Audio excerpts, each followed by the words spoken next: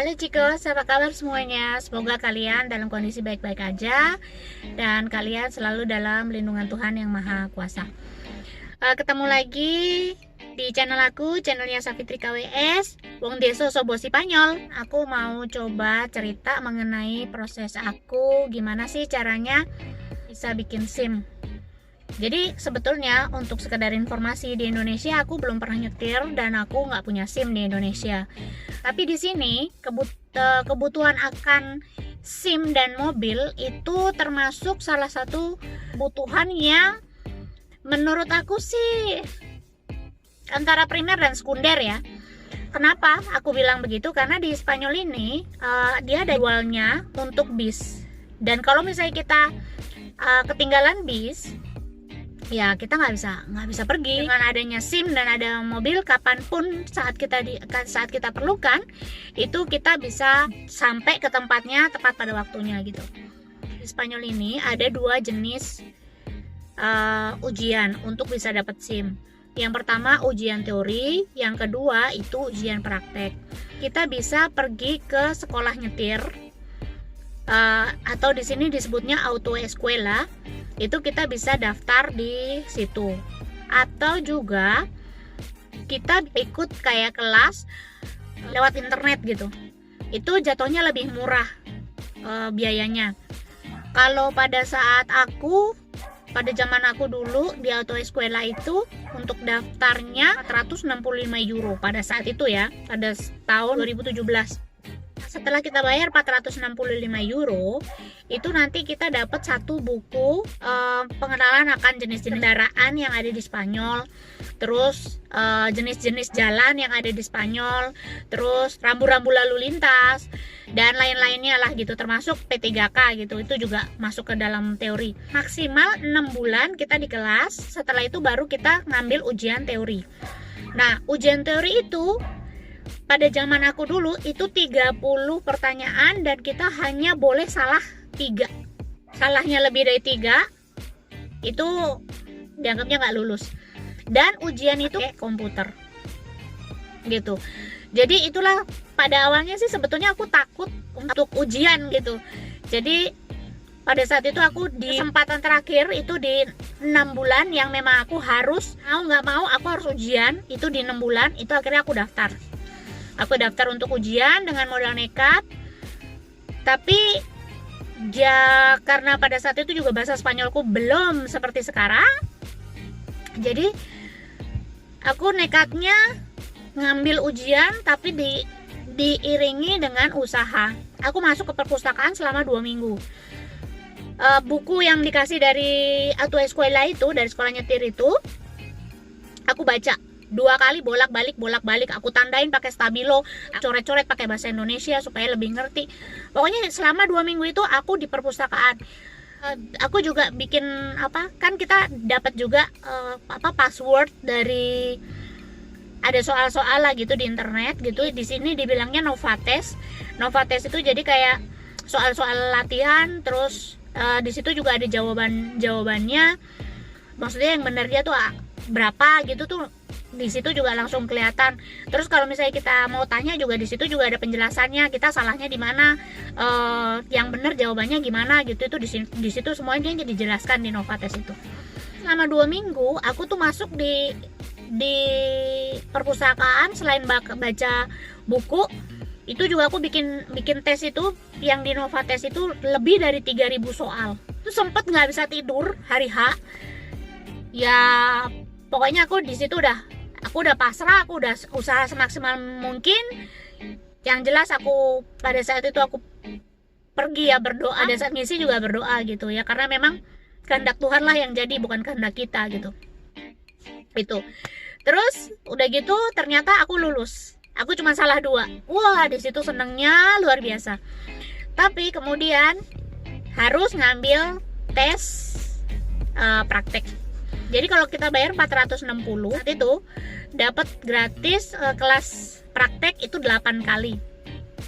Nah, terus setelah 8 kali mau ujian boleh, tapi kalau kita udah nggak yakin bisa ujian praktek dengan 8 kelas itu. Jadi akhirnya aku ngambil kelas tambahan lagi pada saat itu kalau nggak salah sekitar 18. Jadi aku mengajukan ujian praktekku yang pertama itu sekitar 26 kelas.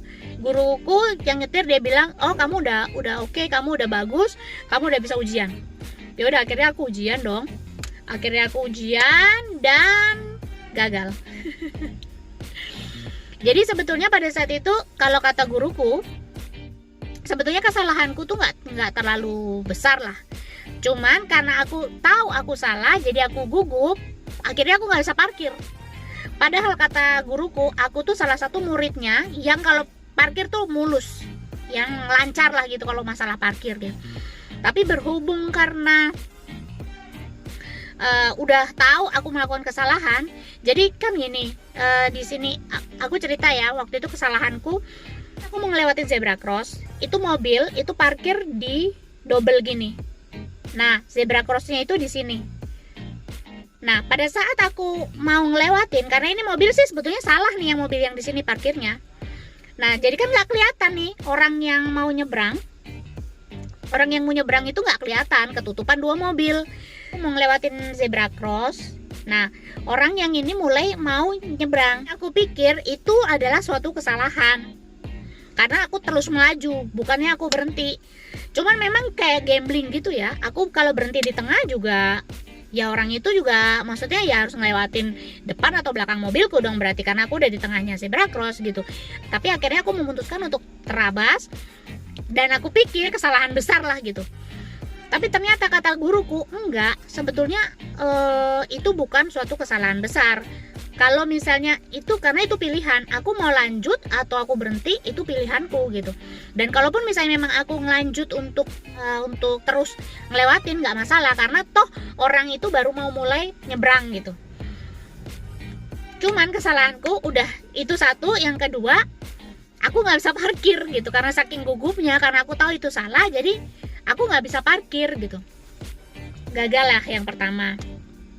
Kembali lagi aku ke kelas nyetir lagi, sampai kata guruku tuh gini, kamu tuh harusnya itu udah lulus, kamu nggak lulus ini karena kamu sendiri. Kenapa kamu gugup?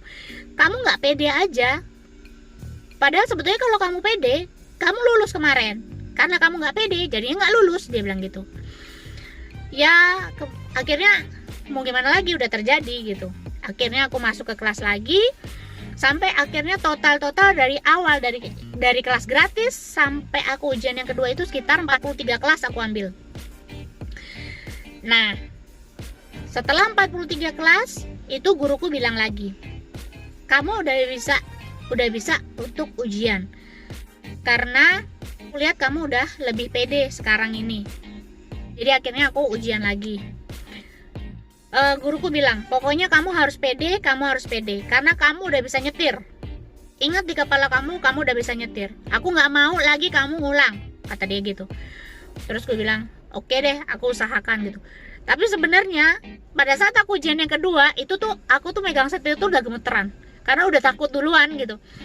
Dan mungkin guruku ngelihat ya kalau aku udah gugup gitu, jadi dia maksudnya udah kedip-kedipin mata gitu, maksudnya udah kasih kode-kode lah gitu, maksudnya suruh pede.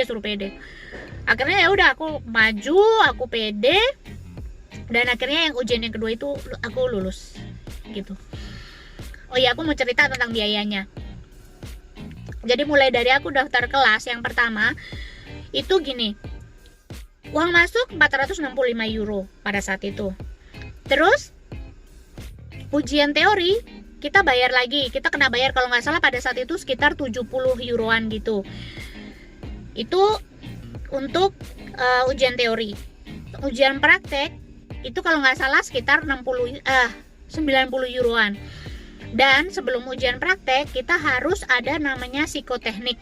Psikoteknik itu kita nanti dites mata kita, apakah ada silinder atau enggak. Kalau misalnya kita pakai kacamata, apakah ini maksudnya udah oke atau enggak lah gitu kacamata kita. Terus tes pendengaran, terus kita ditanya-tanya lah, maksudnya kita punya penyakit bawaan apa enggak, kita ngonsumsi obat apa enggak gitu-gitu. Itu. Nah, waktu itu aku bayarnya untuk psikotes itu kurang lebih sekitar 25 euro. karena aku dapat rekomendasi dari sekolah nyetirnya, dari auto escuelanya gitu. Setelah itu karena aku nggak lulus kan yang ujian praktek yang pertama, jadi ujian praktek yang kedua aku harus bayar lagi gitu. Kita cuman, kalau misalnya kita daftar di auto escuela, kita cuman dikasih 3 kesempatan. 3 kesempatan ini misalnya aku nggak lulus ujian teori 1 kali, nggak masalah karena kita masih ada 2 kesempatan lagi. Nah terus misalnya kita sampai ujian teori kedua kita lulus gitu ya udah aman berarti. Tapi kita harus lulus di ujian praktek itu harus 1 kali. Kalau enggak kita kena biaya lagi, nambah lagi gitu. Nah jadi pada saat itu kebetulan banget aku ujian teorinya aku lulus langsung 1 kali dan ujian prakteknya 2 kali. Jadi aku nggak perlu nambah uang lagi untuk kayak uang uang administrasi apalah gitulah. Jadi total pada saat itu aku menghabiskan untuk biaya yang memang wajib dan biaya kelas itu, karena kelasnya juga aku ngambil lumayan banyak, itu sekitar 1.600-1.800an lah kurang lebih gitu.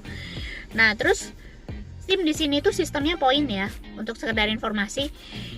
Kita begitu lulus kita punya SIM, kita punya 8 poin.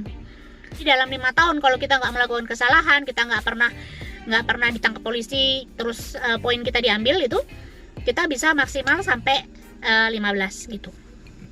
Jadi begitulah ceritaku mengenai perjuangan bikin SIM. Dan untuk bikin SIM dan punya mobil di sini itu bukan barang yang mewah, karena mobil itu bisa kita dapat, mobil second itu kita bisa dapat dengan harga 500 euro, itu di bawah 10 juta lah rupiah gitu. Jadi kita bisa dapat mobil dengan harga murah, lebih mahal biaya kita ngambil SIM gitu. Jadi buat teman-teman yang berpikir wah keren ya punya SIM, wah keren ya punya mobil di sana bisa nyetir, ya lumayan. Karena ini kebetulan menurut aku sih kebutuhan ya, bukan untuk gaya-gayaan. Apalagi dalam fase sekarang nih dengan adanya pandemi ini kan memang bis itu terbatas banget gitu. Jadi memang mobil itu adalah salah satu alternatif supaya kita bisa keluar. Contohnya saat ini gitu aku bisa antar jemput suamiku gitu kerja. Untuk informasi aja, dalam masa pandemi ini cuman ada 2 kali keberangkatan bis dari Santander ke Bilbao. Padahal biasanya setiap 30 menit itu ada bis.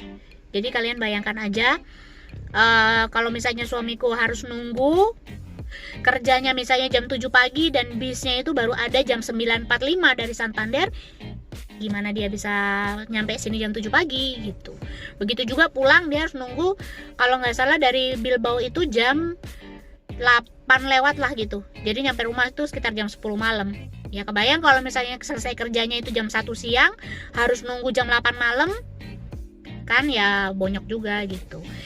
Jadi begitu informasiku hari ini. Semoga ini bisa menginformasi, dan buat teman-teman yang mungkin tinggal di Spanyol dan pengen ngambil SIM, semangat, kita pasti bisa kalau niat. Oke? Sampai jumpa di videoku selanjutnya. Kalau kalian suka dengan video ini silahkan like. Kalau misalnya kalian mau tanya sesuatu, tema sesuatu atau yang berhubungan dengan proses ngambil SIM ini, juga kalian boleh tinggalin komen di bawah.